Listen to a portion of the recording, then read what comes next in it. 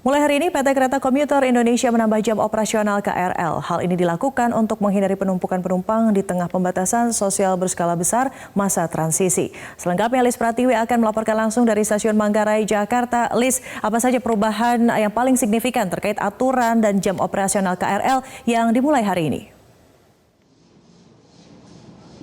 Ya Widya, pada hari ini untuk menghindari kepadatan dan juga penumpukan penumpang, PT Kereta Komuter Indonesia menerapkan aturan baru, salah satunya adalah memperpanjang jam operasional. Mulai hari ini, jam operasional KRL akan diperpanjang mulai pukul 4 waktu Indonesia Barat hingga 21 waktu Indonesia Barat.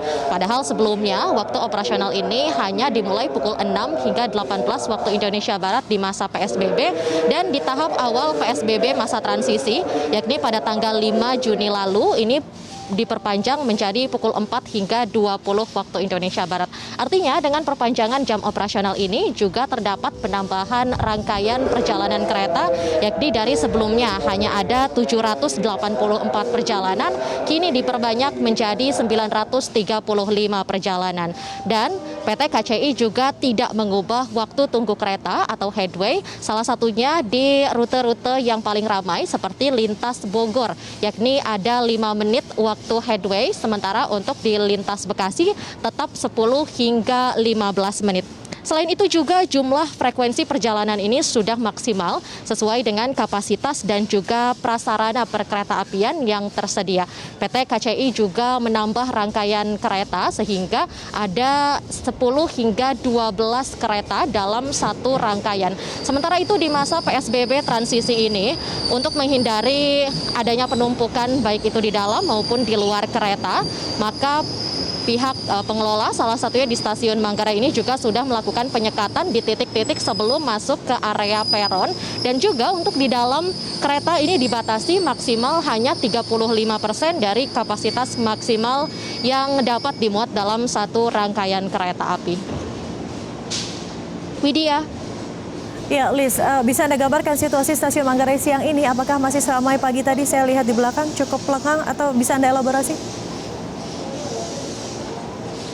Ya Widya, jika dilihat pada siang hari ini memang situasinya tidak seramai yang terjadi pada pagi tadi. Petugas tentunya sudah melakukan upaya untuk menerapkan jaga jarak baik di pintu masuk maupun di peron saat pengguna KRL ini menunggu. Namun pengguna KRL ini memang agak sulit untuk menerapkan jaga jarak karena pola aktivitas masyarakat ini terpusat pada jam-jam tertentu, utamanya pagi dan juga sore hari. Seperti terlihat di belakang saya, saat ini memang situasinya tidak seramai pagi tadi.